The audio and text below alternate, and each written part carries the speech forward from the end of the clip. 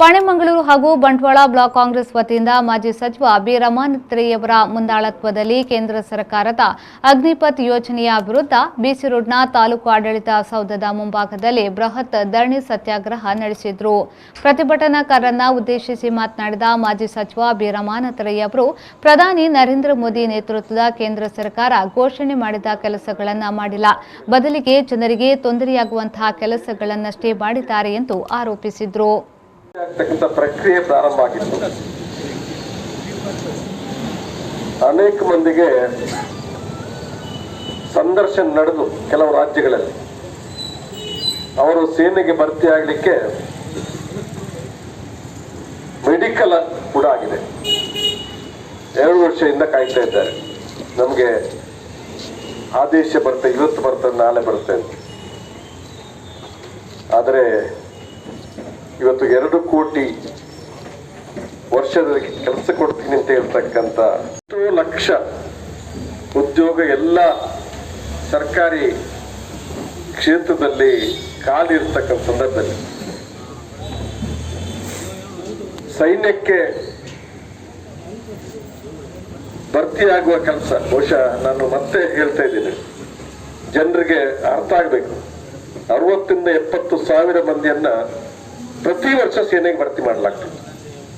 ಕಳೆದ 2 ವರ್ಷ corona virus ಇದೆ ಅಂತೇಳಿ ಸೇನೆಗೆ ಭರ್ತಿ ಮಾಡಲಿಲ್ಲ, ಆದರೆ ಸಂದರ್ಶನ ಆಗಿದೆ. ಅವರ ನೇಮಕಾತಿಯ ಮೆಡಿಕಲ್ ಕೂಡ ಆಗಿದೆ. ಅದು ಇದ್ದ ಅವರಿಗೆ ನೇಮಕಾತಿ ಆದೇಶ ಬಂದಿಲ್ಲ. ಆದರೆ ಈಗ ಔಟ್ಸೋರ್ಸರ್ನಲ್ಲಿ ಸೇನೆಗೆ ಯುವಕರನ್ನ ಭರ್ತಿ ಮಾಡತಕ್ಕಂಥ ಕೆಲಸವನ್ನ ಬಿಜೆಪಿ ಸರ್ಕಾರ ಮಾಡಿದೆ. ಜನರಿಗೆ ಮುಗ್ಧ ಜನ, ಭಾರತ ದೇಶದಲ್ಲಿದ್ದಂಥ ಜನ, ಅವರಿಗೆ ಅರ್ಥ ಆಗದ ರೀತಿಯಲ್ಲಿ ಭಾರಿ ಒಳ್ಳೆ ಕೆಲಸ ಮಾಡಿದ್ದೇವೆ ನಾವು ಅಂತೇಳಿ ನಾವು ಭರ್ತಿ ಮಾಡಿದ್ದೇವೆ. ನಾನು ಪತ್ರಿಕೆಯಲ್ಲಿ ನೋಡಿದೆ, 60,000 ಮಂದಿ ಅರ್ಜಿ ಹಾಕಿದ್ದಾರೆ. ಬಹುಶಃ ಅವ್ರಿಗೆ ಗೊತ್ತಿಲ್ಲ ಈ ದೇಶದಲ್ಲಿ 130 ಕೋಟಿ ಜನ ಇದ್ದಾರೆ ಅಂತೇಳಿ. ಈ ಸಂದರ್ಭದಲ್ಲಿ ಬಂಟ್ವಾಳ ಹಾಗೂ ಪಾಣೆಮಂಗಳೂರು ಬ್ಲಾಕ್ ಅಧ್ಯಕ್ಷರಾದ ಬೇಬಿ ಕುಂದರ್ ಹಾಗೂ ಸುದೀಪ್ ಕುಮಾರ್ ಶೆಟ್ಟಿ, ಜಿಲ್ಲಾ ಪಂಚಾಯತ್ ಮಾಜಿ ಸದಸ್ಯರಾದ ಚಂದ್ರಪ್ರಕಾಶ್ ಶೆಟ್ಟಿ ಮೊದಲಾದವರು ಪ್ರತಿಭಟನೆಯಲ್ಲಿ ಪಾಲ್ಗೊಂಡಿದ್ದರು. At home, let's make life beautiful. Welcome to the world of home decorative items. Spacious showroom with an area of more than 10,000 square feet.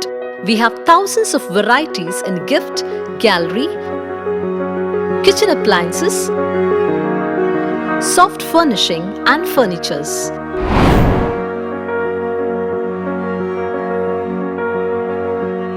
Bedroom furniture, dining sets, living room furniture, sofa sets, Nilkamal chairs and mattress. Have a visit and refurnish your dream home and grab up to 50% discount on selected products.